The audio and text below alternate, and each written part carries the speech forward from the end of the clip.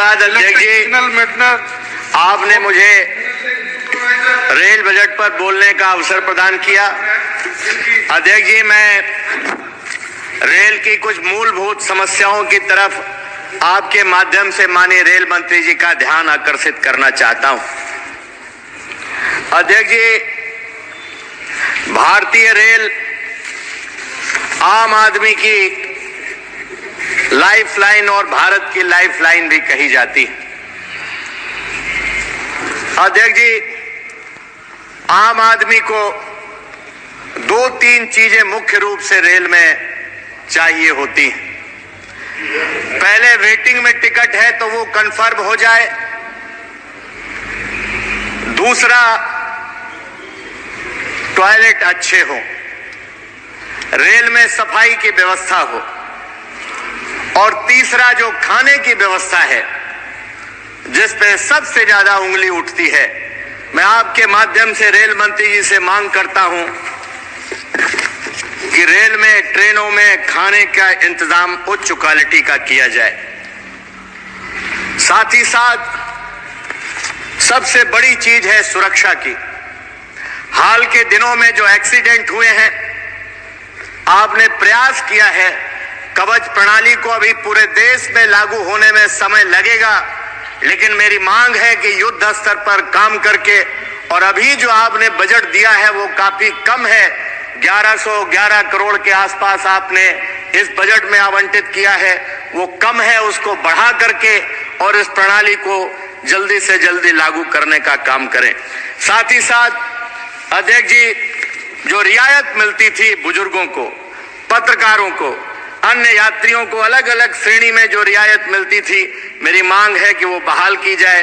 बुजुर्गों को, पत्रकारों को मिलने वाली 50% छूट फिर से बहाल की जाए, और छात्रों को भी इसमें शामिल करने की मैं मांग करता हूं। साथ ही साथ अध्यक्ष जी, कोई प्राइवेट वेंडर जिम्मेदारी नहीं लेता, उनके जवाबदेही तय करने का भी काम कीजिए। और एक और मेरी मांग है, भारतीय रेल हमारे स्वाभिमान और सम्मान से भी जुड़ी है, उस पे किसी का नाम मत लिखवाने का काम कीजिए, उसे भारतीय रेल ही रहने का काम करिएगा। ये मैं आपसे मांग करने का काम करता हूं। साथ ही साथ लोको पायलट की बड़े पैमाने पर भर्ती करने का काम करिए। जो और खाली पद हैं उन्हें भी भर्ती करने का काम करिए। साथ ही साथ अध्यक्ष जी, नई पटरियां बिछाने का भी काम तेजी से होना चाहिए। और मैं एक मांग, जो व्यवहारिक दिक्कत आती है हमारे क्षेत्रों में, जो अंडरपास बड़े पैमाने पर आपने बनाए हैं, कोई अंडरपास सफल नहीं होता है। आज बरसात के दिनों में आप जाइए, सभी अंडरपासों में पानी भरा हुआ है, कई दुर्घटनाएं हो रही हैं, लोगों की जान जा रही है, और अंडरपास ज्यादा जगह ग्रामीण क्षेत्रों में बनाए गए हैं, इसलिए आम आदमी को आज निकलने में बहुत दिक्कत हो रही है। मेरी आपसे मांग है, अंडरपास की जगह आप फ्लाईओवर बनाने का काम करिए।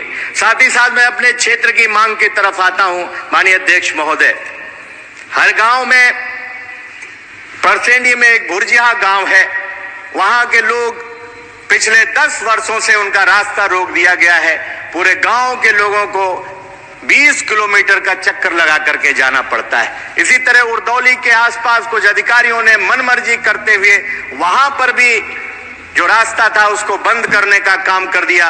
वहां से भी 20 किलोमीटर से ज्यादा चक्कर लगा करके करीब 70 गांव के लोग जाते हैं। लखनऊ से लेकर के सीतापुर होते हुए लखीमपुर मैलानी तक जो छोटी लाइन थी उसको बड़ी लाइन करने का काम पूरा किया गया।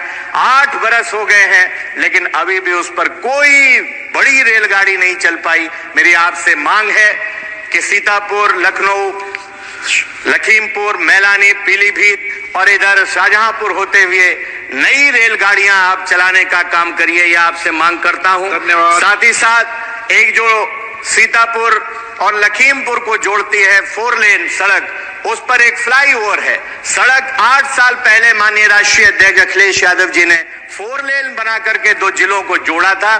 फ्लाईओवर 8 साल से अधूरा पड़ा हुआ है, जिसकी वजह से कई दुर्घटनाएं हो रही हैं। मेरी आपसे मांग है उस फ्लाईओवर को जल्दी से जल्दी जोड़ने का काम करें।